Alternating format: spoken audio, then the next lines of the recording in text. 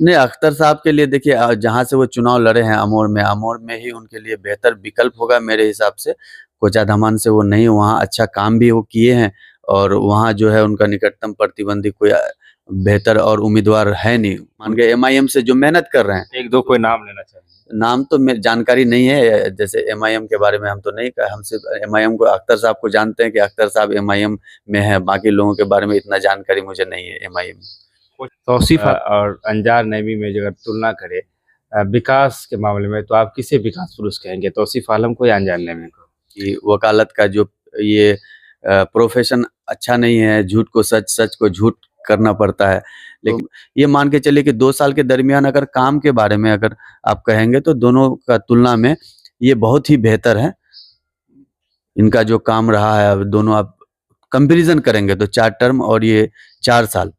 हाँ, तो वर्तमान जी उनसे बहुत ही बेहतर काम किए हैं। बहुत ही बेहतर। लेकिन मेरे ख्याल से ये लगता है कि माननीय नीतीश कुमार जी को अब आराम की सख्त ज़रूरत है, उनको अब आराम करना चाहिए। और अगर इस बार प्रशांत किशोर हर विधानसभा से चुनाव लड़ेंगे और लड़ाएँगे, तो मुझे लगता है कि कहीं न कहीं एनडीए को है फ़ायदा पहुँचेगी। झिलझिली पंचायत के कई लोगों से हमने बातचीत की, तो उनमें से एक बात निकल कर आई कि जो आपके अब्बूजान थे, उन्होंने कई वर्षों तक इस सीट को जो है संभाल कर रखा और आप उस पर खरे नहीं उतर पाए, उनकी विरासत को आप बचा नहीं पाए। कुछ लोग ये भी कह रहे थे, तो क्या ये सच्चाई? कई लोग हैं जो एमआईएम के टिकट की दावेदारी कर रहे हैं और अगर आप 1 सेकंड के लिए आप एमआईएम के शुभचिंतक हो जाएँ और हम आपको बोले कि वो कौन-सा चेहरा रहेगा जो टक्कर दे सकता है, जो सीट निकाल सकता है, किसे टिकट देने से वो सीट जीत सकता है? एमआईएम को क्या कुछ सजेशन देना चाहेंगे आप? नहीं, पार्टी को सींचना, उसके लिए मेहनत करना, उसका झंडा ढोना, जो काम कार्यकर्ता करता है, मेहनत करता है, तो उनको टिकट मिलना चाहिए। जो शुरू से लगे हुए हैं, पार्टी का उसका वो आला-कमान उनको जानकारी होगा कि भाई कौन हमारे पार्टी के लिए मेहनत कर रहे हैं, कौन अपना खून-पसीना बहा के योगदान दे रहे हैं पार्टी के लिए, तो उनको टिकट मिलना चाहिए। तो उनका 4 टर्म का कार्यकाल रहा है और ये अभी वर्तमान के जो माननीय हैं, इनका 1 टर्म का कार्यकाल है, अभी वो भी पूरा नहीं हुआ है और उनमें उसमें से 2 साल जो है वो कोरोना काल में गुज़र गया और ठीक है, लेकिन मेरा ये कहने का मतलब है कि भाजपा को रोकने के लिए आप अकेले रोक पाएँगे? प्रशांत किशोर जी अकेले सक्षम हैं कि देखिए सबसे पहली बात कि हमने चुनाव नहीं लड़ा है, मैं प्रतिनिधित्व कर रहा था, मेरी पत्नी नामांकन की थी, वही प्रत्याशी थी। टर्म वो रहे और परिवर्तन संसार का नियम है। तो आप कितना भी विकास कर देंगे तो लोगों के दिमाग में नहीं, एक बार बदल के देखते हैं। और मेरे वालिद साहब का जो उनका जो एक वजूद था वो अलग था। पुराने ज़माने के ख़यालत के लोगों का जो है रहन-सहन, बोलचाल बिल्कुल अलग होता है और हम लोगों का जो हम उनके उनके पैर हम कोशिश कर रहे हैं कि उनके जगह पे हम खड़े उतर जाएँ, कोशिश कर रहे हैं, लेकिन हम उनके बराबरी तो नहीं कर सकते। ये सच्चाई। सलाम आदाब, मैं रमीज़ रेज़ा, आप देख रहे हैं दीगा घंटों। हम जिस शख्सियत के सामने में मौजूद हैं, इसे आप पत्रकार भी बोल सकते हैं, इसे आप अधिवक्ता भी बोल सकते हैं, इसे आप नेता कह लीजिए, इसे आप समाज सेवी कह लीजिए। चारों गुण है इनके अंदर। जनाब आसिफ इकबाल साहब हमारे साथ हैं। तमाम तर चीज़ों पर बात करेंगे, पत्रकारिता को लेकर बात करेंगे, वकालत को लेकर बात होगी, राजनीति को लेकर बात होगी, समाज सेवा को लेकर भी बात होगी। लेकिन सबसे पहले आपका वेलकम, स्वागतम, खैर मकदम आसिफ साहब। बहुत-बहुत शुक्रिया आपका कि रमज़ान के इस पाक महीने में आप अपना कीमती वक़्त लेकर के मेरे पास तशरीफ़ फ़रमाए हैं और मैं तहे दिल से आपको धन्यवाद देता हूँ। मैं शुक्रगुज़ार हूँ आपका। आप पेक्स के जो है, हालांकि इस बार चुनाव बहुत कम वोटों से जो है आप लोग जो हार गए, लेकिन लंबे समय से दबदबा रहा, राजनीति से जुड़े रहे, पत्रकारिता का भी आपका वो दौर मैंने खुद देखा है और काफ़ी बेबाक तरीके से आपका जो एक लिखने का जो शैली था काफ़ी बेहतर हुआ करता था। और अब अधिवक्ता, समाज सेवा तो खैर आप करती है। इन चारों में से सबसे परफेक्ट जो है प्रोफेशनल, चारों प्रोफेशनल में मज़ा किस में आता है आसिफ इकबाल को? देखिए, परिवर्तन संसार का नियम है और हर वो चीज़ है जिसमें कुछ बदलाव आते जाते रहता है। आप पहले का जो दौर था और अभी का जो दौर है, दोनों में आसमान ज़मीन का फ़र्क है। आप देख रहे हैं वो दौर अलग था, ये दौर अलग है। तो उसी तरह हर क्षेत्र में जो है परिवर्तन होते रहता है, ये संसार का नियम है। कोई भी क्षेत्र बुरा नहीं होता है, गलत नहीं होता है, बशर्ते कि आप जो इंसान जिस क्षेत्र में रहता है, कार्यरत रहता है, वो काम करता है, उस क्षेत्र में उसका लगन और उसका मेहनत कितना है, उस पर वो डिपेंड करता है। हमने पत्रकारिता भी किया, करीब 5 वर्ष पत्रकारिता किया, और पत्रकारिता बुरी चीज़ नहीं है। पत्रकारिता देश का चौथा स्तंभ माना जाता है, और पत्रकारिता से बहुत लोगों की भलाई भी की जा सकती है, उसमें रह कर के समाज सेवा भी किया जा सकता है। लेकिन आप देखेंगे तो कोई ऐसा चीज़ नहीं है जिसमें कुछ नकारात्मक और कुछ सकारात्मक, मतलब पॉजिटिविटी और नेगेटिविटी दोनों चीज़ें होती हैं। और कुछ चीज़ें मुझे कुछ गलत तो नहीं लगा, लेकिन कुछ चीज़ें ऐसी थी जिस कारण मैं पत्रकारिता को छोड़ करके फिर कुछ घरेलू उलझनों में उलझ गया। मेरे वालिद साहब इंतकाल करने के बाद कंटिन्यूअस रहा नहीं, तो उसके बाद फिर पॉलिटिक्स में भी इन्वॉल्व हो गया। सब कुछ करने के बाद वालिद साहब, जब घर का गार्जियन जब चले जाता है तो जिम्मेदारी बढ़ जाती है। और पहले मैं कुंवारे संघ का अध्यक्ष हुआ करता था, उसके बाद फिर मेरी शादी हुई तो और जिम्मेदारी बढ़ गई। फिर एक बच्चे का पिता बन गया मैं, मेरी एक बेटी भी हुई है, तो उससे फिर जिम्मेदारी बढ़ गई। तो जब जिम्मेदारी बढ़ जाती है तो लोग जिसके ऊपर जिम्मेदारी पड़ती है तो उनको फिर सोचना पड़ता है, रास्ता चुनना पड़ता है।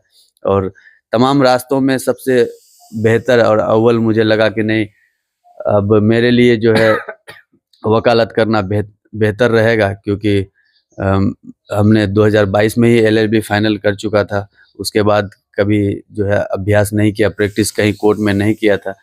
तो सोचा कि नहीं, अब मेरे भविष्य के लिए वही ठीक रहेगा। बाकी वकालत हो या फिर पत्रकारिता हो या फिर आप पॉलिटिक्स में रहते हैं, किसी भी क्षेत्र में आपके सोच पर निर्भर करता है कि आप किस तरीके से लोगों का सेवा करते हैं, लोगों का खिदमत करते हैं। हम पत्रकारिता जब कर रहे थे तब भी हम लोगों का खिदमत कर रहे थे, जब पॉलिटिक्स में आए तब भी कर रहे थे, और आज अधिवक्ता के रूप में जैसे हाई कोर्ट ज्वाइन किए हैं और वहाँ अभ्यास कर रहे हैं, प्रैक्टिस कर रहे हैं, तो इस दरमियान में भी लोगों का जो खिदमत है, सेवा है, वो कर रहे हैं। जो भी ज़रूरतमंद मेरे पास आते हैं, उनको अपना सेवा दे रहे हैं। चूँकि हम बात एक एडवोकेट से भी कर रहे हैं, तो ज़रा-सा हम ये जानना चाहेंगे कि हम दूसरी जगह की बात तो नहीं करना चाहेंगे जहाँ हम लोग रहते हैं सीमांचल में, या कई ऐसे केस है जो केस अधिकतर झूठा ही हो रहा है, जैसे रंगदारी वाला केस। जी। लड़ाई मार हुआ, कुछ हुआ, रंगदारी का केस कर दिया गया। दहेज दहेज का जो केस है, ये शादी के 10 साल 20 साल बाद दहेज प्रताड़ना का केस हो जाता है। हरिजन एक्ट है, इस तरह की कई ऐसी धाराएँ हैं जो केस अधिकतर जो है दूसरे को फँसाने के लिए किया जाता है। झूठा जब आप पर केस हो जाए, तो आपका पहला जो है कदम क्या होना चाहिए? चूँकि यहाँ के लोग जो है डर जाते हैं। देखिए, वकालत की डिग्री लेने के बाद मैं भी असमंजस में था। पहले मैं भी सोचता था कि वकालत का जो ये प्रोफ़ेशन अच्छा नहीं है, झूठ को सच, सच को झूठ करना पड़ता है। लेकिन बहुत ही अध्ययन करने के बाद फिर मुझे लगा कि नहीं, मेरे जैसा व्यक्तित्व को इस क्षेत्र में जाना चाहिए, क्योंकि अगर हम लोग नहीं जाएँगे तो जो है गलत का पर्दाफ़ाश कैसे होगा? और जो झूठ है उसको सच सामने कैसे आएगा? तो फिर यही सोच के हम इस फ़ील्ड में गए हैं। और ऐसी बात नहीं है, केस झूठे होते हैं, लेकिन सच आखिर सामने आता है। तो हमारे देश का जो संविधान है, इसके दायरे में जो भी सेक्शंस लगते हैं, जो भी धाराएँ लगती है, उनका जो केस चलता है कोर्ट में, उसके बाद में ये आप सुनते होंगे, आप लोगों के ही माध्यम से हम लोग भी सुनते हैं कि फलाना आदमी जो बाइज़्ज़त बरी हो गया। तो मुकदमा चलता है, लेकिन बाद में निर्दोष साबित हो जाते हैं।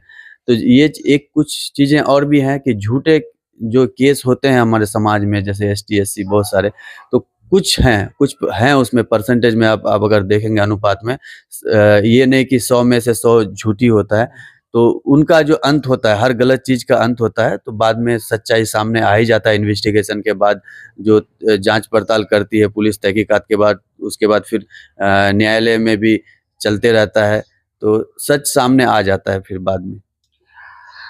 2 दिन पहले ही अखबार पढ़ रहा था मैं, उसमें एक खबर थी, न्यायालय से रिलेटेड ही एक खबर था कि उसमें कहा बातें थी कि अगर महिलाओं को उसके प्राइवेट पार्ट को अगर हम छूते हैं या उसे हम पकड़ते हैं तो ये जो है बलात्कार के धारणा में नहीं आता है, बाइज्जत बरी किया गया। आपने भी वो न्यूज़ देखा होगा। क्या इस तरह से न्याय कैसे विश्वास करेंगे लोग? देखिए, न्यायालय जो भी न्यायाधीश हैं वो उनका वो बयान था, उन्होंने ये बयान दिया है। तो देखिए हम ये मानसिकता के ऊपर इंसान का डिपेंड करता है, निर्भर करता है आपके मानसिकता के ऊपर। अब अगर आप अपने बेटी को आपकी बेटी चाहे 5 साल का हो, 10 साल का हो, 15 साल का हो, अगर आप उसको गोद लेते हैं, अगर गलती से अगर आपकी बेटी का या आपका कोई अपना रिलेटिव ब्लड रिलेशन है, उनके गलत अंगों पर अगर हाथ चले जाता है, तो आपका माइंड में उस तरह का कोई ख़यालात नहीं आता है। मतलब आपका मानसिकता वैसा नेगेटिव नहीं है। तो उस धारणा से अगर हम सोचेंगे, तो वो गलत नहीं है। लेकिन अगर मेरा माइंड नेगेटिव है, मेरा माइंड में अगर हम उस मानसिकता के आधार पर सोच रहे हैं कि सामने वाले के नेगेटिव सोच रहे हैं, तो ये गलत है। सोचने में फ़र्क है दोनों के मानसिकता में। मानसिकता में हाल ही के दिनों में आपके बगल में एक घटना रही जो काफ़ी दिल को जो है झकझोर करके रख दिया। झागी दिघी में सांप जो है जगह कर दिया गया था बीच रोड में ही। कुछ पता लग पाया क्या कुछ रहा हो? नहीं देखिए, अभी जिस दिन ये घटना हुई थी उस दिन मैं नहीं था, मैं सिलीगुड़ी गया हुआ था। जानकारी मुझे मिली थी, फिर उसके बाद हमारे जो पुराने मित्र थे, पत्रकार बंधु लोग, सभी को हमने सूचना दिया था और वहाँ के जो उस गाँव के जो निवासी लोग थे, सभी से बातचीत हुई। पता ये चला कि अभी जाँच हो रही है, पुलिस अनुसंधान कर रही है इस केस के सिलसिले में। और जो एसपी साहब हैं, पुलिस अधीक्षक किशनगंज महोदय, उन्होंने भी बयान दिया है कि जल्द ही इस केस का उद्भेदन कर लिया जाएगा। तो जो भी है इस केस के पीछे जो भी हत्यारा है, मुझे लगता है कि जल्द ही वो सलाखों के पीछे होगा।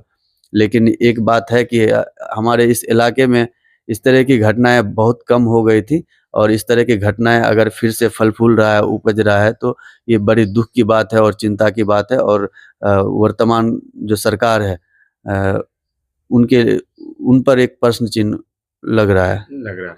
हाँ, हम 2025 विधानसभा में आना चाह रहे हैं, लेकिन उससे पहले जब सब सरकार की आपने बात की तो मैंने आपने भी देखा होगा, सुना होगा, राष्ट्रीय गान जो है मैंने वो बज रहा था और मुख्यमंत्री जो है हमारे बिहार के मुखिया जो है वो पदाधिकारी जो अधिकारी होते हैं उनसे बतिया रहे हैं उसको ये जबकि अधिकारी काफ़ी असहज महसूस करते हैं अपने आप को। ये जो चीज़ें हैं उसको लेकर तेजस्वी यादव ने बड़ा बयान भी दिया है कि अब बिहार नहीं संभलने वाला है इनसे। नहीं देखिए, विपक्ष का तो काम ही है, जो भी सत्ता में रहेंगे बैठे हुए, चाहे कोई नीतीश कुमार जी हो मुख्यमंत्री या जो भी रहेंगे, उनका जो भी कमी है उनको उजागर करना, उसको रास्ता दिखाना, आईना दिखाना विपक्ष का काम है।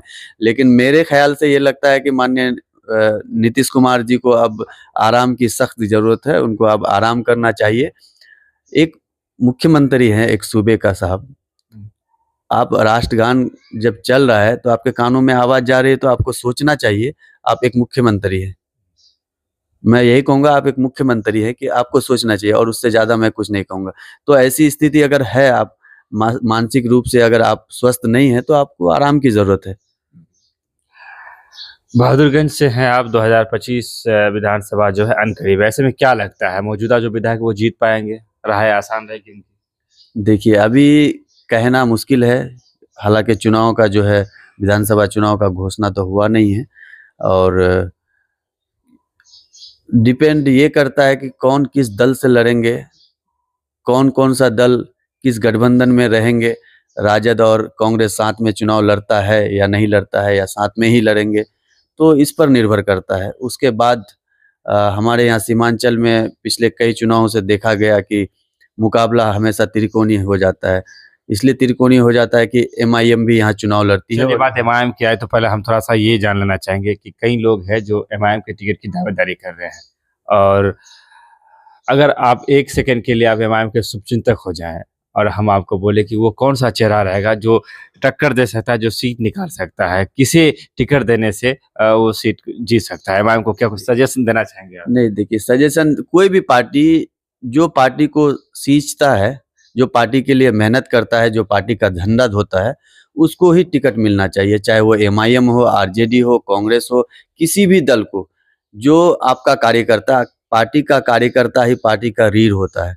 अब पार्टी को सींचना, उसके लिए मेहनत करना, उसका झंडा ढोना, जो काम कार्यकर्ता करता है, मेहनत करता है, तो उनको टिकट मिलना चाहिए। जो शुरू से लगे हुए हैं पार्टी का उसका वो आला-कमान उनको जानकारी होगा कि भाई कौन हमारे पार्टी के लिए मेहनत कर रहे हैं, कौन अपना खून पसीना बहा के योगदान दे रहे हैं पार्टी के लिए, तो उनको टिकट मिलना चाहिए। किनको? जो भी उसकी जिस पार्टी से जुड़े हुए हैं, मान के एमआईएम से जो मेहनत कर रहे हैं। एक दो कोई नाम लेना चाहिए। नाम तो जानकारी नहीं है, जैसे एमआईएम के बारे में हम तो नहीं कहा, हम सिर्फ एमआईएम को अख्तर साहब को जानते हैं कि अख्तर साहब एमआईएम में है, बाकी लोगों के बारे में इतना जानकारी मुझे नहीं है एमआईएम। कोछा धवन के बारे में कोई जानकारी रखते हैं कि वहाँ पर अख्तर साहब को लड़ना चाहिए या अमोर ही लड़ना चाहिए, कुछ इस तरह की बातें होती है, तो आपकी जो अपनी एक राय होगी? नहीं, अख्तर साहब के लिए देखिए जहाँ से वो चुनाव लड़े हैं अमोर में ही उनके लिए बेहतर विकल्प होगा मेरे हिसाब से। कोचा धमान से वो नहीं, वहाँ अच्छा काम भी वो किए हैं और वहाँ जो है उनका निकटतम प्रतिद्वंदी कोई बेहतर और उम्मीदवार है नहीं उनके मुकाबले में, तो मेरे ख्याल से वो अमोर से ही चुनाव लड़ेंगे तो बेहतर रहेगा। तौसीफ आलम साहब और अंजार नईमी में अगर तुलना करें विकास के मामले में, तो आप किसे विकास पुरुष कहेंगे, तौसीफ आलम को या अंजार नईमी को? देखिए दोनों का जो है कार्यकाल, दोनों पूर्व जी जो हैं वो खुद कहते हैं कि हम 4 टर्म, 1 टर्म नहीं, 2 टर्म नहीं, 3 टर्म नहीं, 4 टर्म लगातार विधायक रहे हैं। तो उनका 4 टर्म का कार्यकाल रहा है और ये अभी वर्तमान के जो माननीय हैं इनका 1 टर्म का कार्यकाल है, अभी वो भी पूरा नहीं हुआ है और उसमें से 2 साल जो है वो कोरोना काल में गुजर गया और उस दरमियान आपको भी जानकारी होगी कि विभागीय कार्य जो है बाधित रहा था 2 साल तक। तो ये मान के चलिए कि 2 साल के दरमियान अगर काम के बारे में अगर आप कहेंगे तो दोनों का तुलना में ये बहुत ही बेहतर है। इनका जो काम रहा है, अब दोनों आप कंपैरिज़न करेंगे तो 4 टर्म और ये 4 साल। हाँ, तो वर्तमान जी उनसे बहुत ही बेहतर काम किए हैं। बहुत ही बेहतर काम किए हैं। जेडीयू का क्या कुछ जेडीयू मतलब मैं एनडीए गठबंधन की बात कर रहा हूँ। बहादुरगंज में कुछ लोग बोल रहे हैं कि इस बार अगर कुछ लोग ज़्यादा चुनाव में आ रहे हैं, एक तरफ जन स्वराज है, एमआईएम है, फिर कांग्रेस राजद भी अलग से जो है लड़ने का मन अभी तक ऐसा भी हो सकता है। तो क्या एनडीए गठबंधन के लिए भी बहुत एक सुनहरा मौका है इस बार बहादुरगंज के लिए, अगर बेहतर कैंडिडेट हो तो? देखिए यहाँ इस बार पहले तो हमने आपसे कहा कि पिछले कई चुनावों का अगर आप थोड़ा-सा रिसर्च करेंगे, उन पे अगर गौर करेंगे तो ये देखा गया है कि मामला सीमांचल में खास करके त्रिकोणीय हुआ है। और अगर इस बार प्रशांत किशोर हर विधानसभा से चुनाव लड़ेंगे और लड़ाएँगे, तो मुझे लगता है कि कहीं न कहीं एनडीए को है फ़ायदा पहुँचेगी। एनडीए को। हाँ, एनडीए को क्या फ़ायदा। सोच क्या रखते हैं जन स्वराज को लेकर, आपका अपना क्या अपना मानना है? देखिए उनका विज़न है, उनका जो तरीका है और उनकी जो नीतियाँ हैं, वो सही है, वो बोलते सब कुछ ठीक है, लेकिन मेरा ये कहने का मतलब है कि भाजपा को रोकने के लिए आप अकेले रोक पाएँगे? प्रशांत किशोर जी अकेले सक्षम हैं कि वो भाजपा को रोक पाएँगे? तो मान गए कि जो वोट आप काटेंगे, तो फिर फ़ायदा उन्हीं को पहुँचेगा, एनडीए को ही। आप वोट किनका काटेंगे? आप तो राजद का, कांग्रेस का वोट काटेंगे। तो भाजपा गठबंधन, एनडीए गठबंधन का तो वोट आपको मिलेगा नहीं। तो कहीं न कहीं फ़ायदा आपको एनडीए गठबंधन को ही होने वाला है प्रशांत किशोर के चुनाव लड़ने से। लेकिन राजद और कांग्रेस के भी रिश्ते जो सही नहीं बताए जा रहे हैं ना। अल्लारू जो है, अल्लारू ही नाम है शायद, जो प्रभारी बनाए गए नए-नए, जब से वो आए हैं, कन्हैया कुमार जो है अब मैदान में उतर गए हैं। कौन सा यात्रा पश्चिमी चंपारण कांग्रेस ने शुरू किया है, रोजगार दो, पलायन रोको रोजगार दो यात्रा की शुरुआत की है। इससे सुनने में आ रहा है कि राजद नाराज है। एक अच्छा काम है, राजद की नाराजगी क्या वजह से? देखिए हर पॉलिटिकल पार्टी, हर राजनीतिक दल चाहता है कि हम आगे रहें, हम मजबूत रहें, मेरा सबसे ज़्यादा विधायक चुन के आए, मेरा सबसे ज़्यादा सांसद चुन के आए।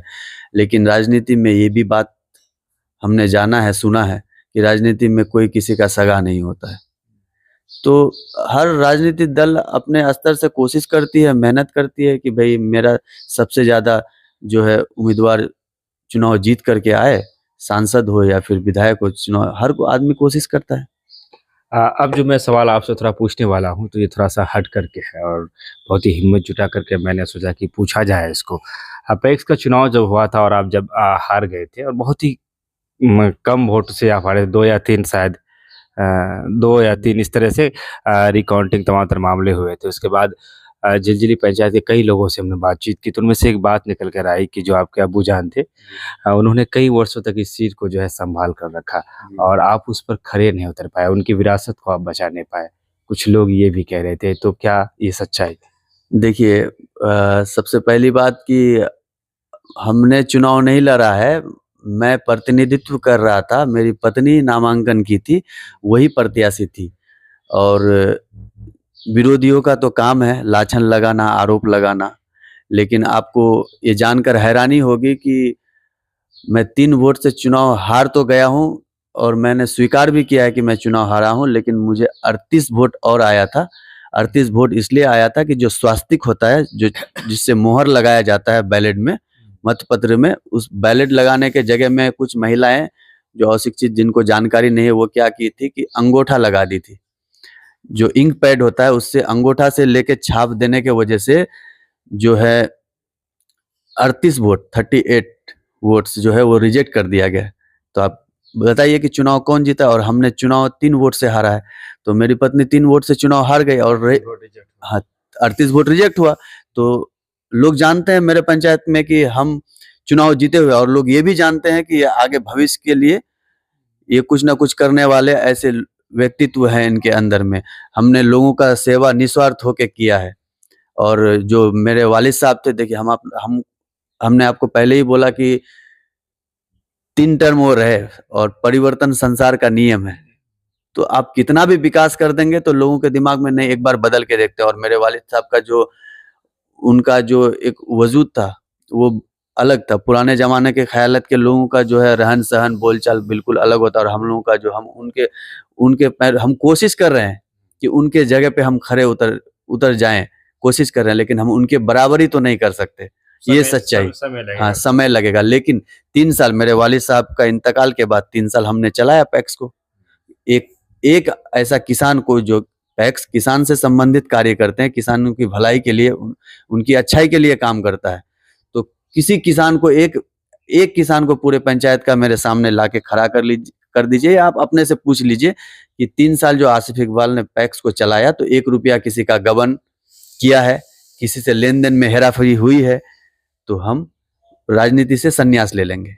जो 38 वोट रिजेक्ट हुए थे, कहना कि इसमें भी गलती प्रतिनिधियों का है कि आप लोगों ने वोट देने की सही जानकारी जो है लोगों को नहीं दिया। इसमें प्रतिनिधियों की गलती नहीं। प्रतिनिधियों तो अपना चुनाव प्रचार करता है, अपना सिंबल लोगों के पास ले जाके देता है। इसमें आप अगर गलती कहेंगे तो जिम्मेदार नागरिक हाँ, जिम्मेदार नहीं, जो चुनाव कराता है, जो विभाग के द्वारा जो चुनाव कराते हैं, तो उनको जागरूक करनी चाहिए। भाई मतदाताओं के बीच जागरूक करनी चाहिए। बहुत सारी कमियां हैं और इसमें जनरल वोटर होता नहीं है। अगर जनरल वोट होता तो ऊपर वाले से डर के कह रहे हैं कि चुनाव हराने वाला कोई पैदा नहीं होता मुझे यहाँ पर, क्योंकि ये इसमें रिजर्व वोट होता है, जो जिसमें मतदान सूची में जिसका नाम होता है वही वोट होता है, और गिना चुना हुआ वोट होता है, किसान कह के वोट होता है। उसमें भी मुझे इतना वोट आया और मैंने बहुत कम पैसे खर्च भी किए हैं और पहली बार चुनाव लड़ा और मेरा जो पोजीशन है दूसरा रहा। 15 साल हम लोग रहे, मेरा परिवार, मेरे वालिद साहब रहे, उसके बावजूद भी दूसरा स्थान हासिल किया हमने। मेरे जो और भी प्रतिद्वंदी रहे उन लोगों ने बहुत अधिक धन का उन लोग उपयोग किया, लेकिन फिर वो लोग चौथे और 5वें पोजीशन पे रहे। चलिए, बहुत बहुत शुक्रिया आसिफ इकबाल साहब, जिनसे हमारी बातचीत हो रही थी।